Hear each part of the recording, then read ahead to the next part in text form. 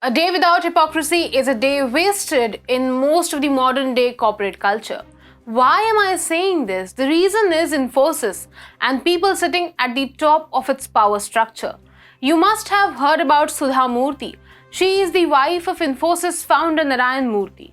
If not more, she has at least an equal role in the establishment of this multi-billion-dollar Indian IT company. By virtue of being a big face of Infosys, the graceful lady is busy passing on the knowledge to the younger generation, especially women. She's quite an inspiring figure in women's magazines and other portals concerned with the welfare of women. Sudha teaches women to stand up for themselves and not take any nonsensical and impractical advice from anyone. Side by side, she also advises men to be considerate to their female partners. In fact, she respects those men who understand the career demands of women and share responsibility with them. All this sounds so great and quite politically correct, but the Murthy couple probably does not take time out of their busy schedule to check on what their company is doing to women.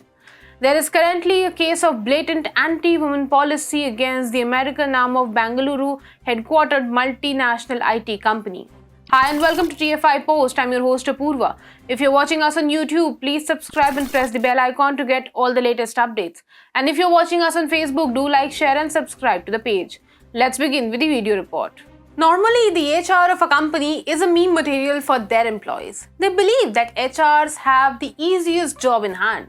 But that is simply not true. The HR always faces heaviest pressure from the top brass of the company. If a company has to do something even remotely illegal, the poor HR is handed responsibility of overseeing the process. Infosys management is no different. One of its former HR managers has dropped a bombshell. In 2018, the American arm of Infosys hired a 59-year-old Jill Pregine. Jill became Vice President of Talent Acquisition. She was handed over the responsibility of hiring executives at the Vice President and partner levels. Naturally, being a Vice President should have meant that Jill would not be interfered with in her day-to-day operations. But her fault was that she expected it from Infosys, one of the most bureaucracy-driven companies in India. When she went on to hire people, she was asked to engage in illegal activities. She was supposed to violate New York City human rights laws. According to statutory principles, Jill was free to hire anyone with desirable qualifications. But big heads in Infosys asked her to discriminate on the basis of age, gender, and caregiver status. Infosys asked her to not hire people of Indian origin, women with children, and people above the age of 50. Jill tried to change the working culture within 60 days of her hiring.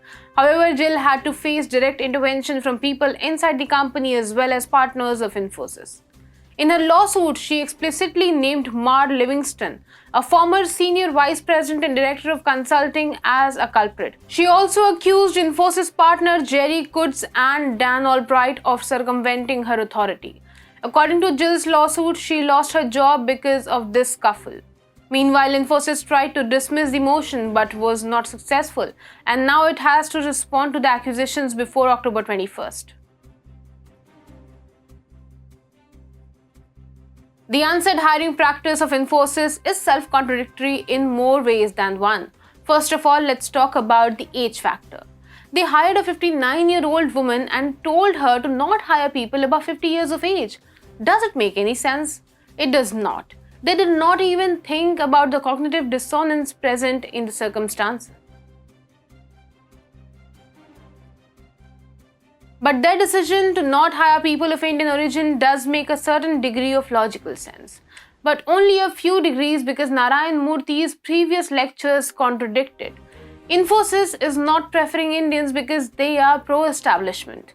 When the H-1B visa was a hit, Infosys had relied on it for 3 straight decades. But the system came under siege when Trump promulgated new rules targeting the visa program. Infosys somehow wanted to stay in America. In 2017, the global IT company had committed to hiring 10,000 American workers over 2 years and had then exceeded its target by generating 13,000 jobs. In September 2020, Infosys announced plans to hire 12,000 American workers over the next 2 years and brought its recruitment commitments in the country to 25,000 over a period of 5 years. Later, it turned out that Infosys was splurging free money to stay in the good books of the US government. American employees were playing video games and just passing time while working from home. Meanwhile, back home, Narayan Murthy was busy peddling advice that brain drain is actually good for India. In December last year, Murthy said that a small percentage of Indians going abroad and becoming model citizens of Western societies should not be a problem for Indians. One would wonder what these model citizens would do when they would be forced out of their jobs due to anti-brown racism. Whatever happens to them, one thing is certain, that the Infosys of their own country would not hire them in America. Why would it? Infosys is itself a key partner and enabler of anti-brown racism. But not hiring Indians is not the only trait Infosys has borrowed from the American companies. Being anti-women is another one. You must have seen harakiri reports after the striking down of the controversial Roe vs. Wade in America. The American Supreme Court left it in the hands of states to decide whether they should legalize abortion or not. Now women and men of America will decide the legal aspect of abortion. Instantly, a lot of states had decided to make it illegal. And then American corporations jumped in. They started paying for abortion travels. Women employees are now allowed to be on paid leave for abortion. They did it because babies were not beneficial for the profit-making businesses of companies. It's costlier to send a young mom on 6 months paid leave than paying for a week-long trauma for adventure. Additionally, a mother would always prefer child's interest over company's profits, which makes investing in abortion care a capital expenditure. However, there are women who are mothers and want to handle dual responsibility. They are industrious, orderly, assertive, enthusiastic, and most importantly, strong and independent. This is where companies like Infosys fail to practice what they preach. They do not want these women, since they would always be uptight regarding their concerns, which would obviously make it tough for companies to exploit. That explains why Infosys does not want to hire moms in its ranks, though its founder may say the exact opposite.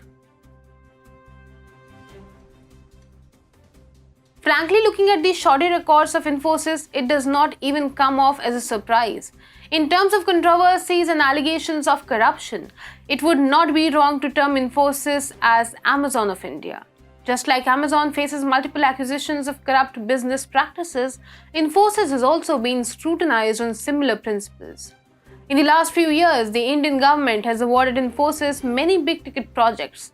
These include 350 crore rupees MCA 21, 1,380 crore rupees GSTN portal and income tax portal, and all of them continue to face one issue or other to date. Moreover, the company just refuses to listen to the government's concerns on the mishandling of its projects. One of the biggest embarrassments for the Modi government came earlier this year when income tax portal started to face glitches. Taxpayers faced problems such as slow functioning of the portal, non-availability of certain functionalities, or technical issues in functionalities. On its part, the government contacted Infosys authorities, but the bureaucracy inside Infosys was probably on lunch hour. Then the government had to resort to public naming and shaming of Infosys.